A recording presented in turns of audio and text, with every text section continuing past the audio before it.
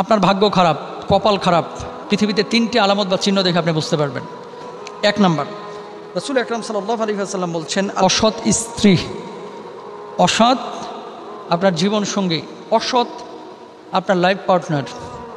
কত বড় কথা একটু খেয়াল করেন। আল্লাহর রাসূল সাল্লাল্লাহু আলাইহি ওয়াসাল্লাম বলছেন, কোনো ব্যক্তি যদি বিবাহ করে আর বিবাহের পরে দেখে যে তার স্ত্রীটা অসৎ, তাহলে আসলে তার কপাল খারাপ। সম্পদ আর সৌন্দর্যই একটা নারীর মুখ্য বিষয় নয়। বলে হাসাবিহা, বংশমর্যাদাও তার দেখতে বলা হয়েছে। বলে দিনইহা, তার মুখ্য বিষয় হচ্ছে তার দিনদারিতা। ওই নারীর মধ্যে দিন আছে কিনা। যে পুরুষকে আপনি যে লাইফ পার্টনার বানাচ্ছেন, যে পুরুষকে আপনার জীবন সঙ্গী বানাচ্ছেন, সেই পুরুষ সৎ কিনা। 1 নাম্বার।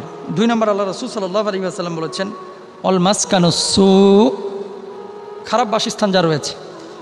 তো এমন বাসস্থান যেখানে পর্দার কোনো সিস্টেম নাই, এমন বাসস্থান যেখানে নারীদের গোসলের কোনো সিস্টেম নাই, এমন বাসস্থান যেখানে প্রপার ওয়েতে আপনি বসবাস করতে পারছেন না, অথবা আপনি আপনার জীবন ধারণ করতে পারছেন না, যে বাসস্থানটা সুন্দর না, ভালো না, নিরাপত্তা নেই, এরকম বাসস্থান যার খারাপ রয়েছে, সে মানুষটির কপাল ভালো না। সে মানুষটি কষ্টের মধ্যে আছে, দুঃখের মধ্যে আছে, সে মানুষটির ভাগ্য খারাপ। তাকে কি করতে হবে? আল্লাহর কাছে দোয়া করতে হবে, চেষ্টা চালাতে হবে ভালো বাসস্থানের জন্য।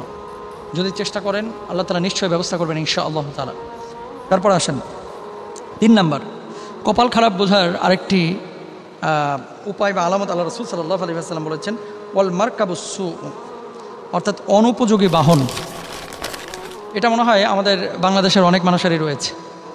অর্থাৎ বাহনের ক্ষেত্রে সবাই তো স্বতন্ত্র বাহন কেনার সামর্থ্য আমাদের নেই, কিন্তু পাবলিক যে সমস্ত বাহনগুলো রয়েছে, এই বাহনগুলো অনেক সময় এতটাই খারাপ যে আপনি বসার পরে আপনার জামা ছিঁড়ে যাচ্ছে, অথবা আপনার শরীরে ক্ষত তৈরি হচ্ছে, অথবা ঘা তৈরি হচ্ছে, আপনার শরীরের মধ্যে জীবাণু ঢুকে যাচ্ছে। এরকম অসংখ্য বাহন কিন্তু বাংলাদেশের রয়েছে।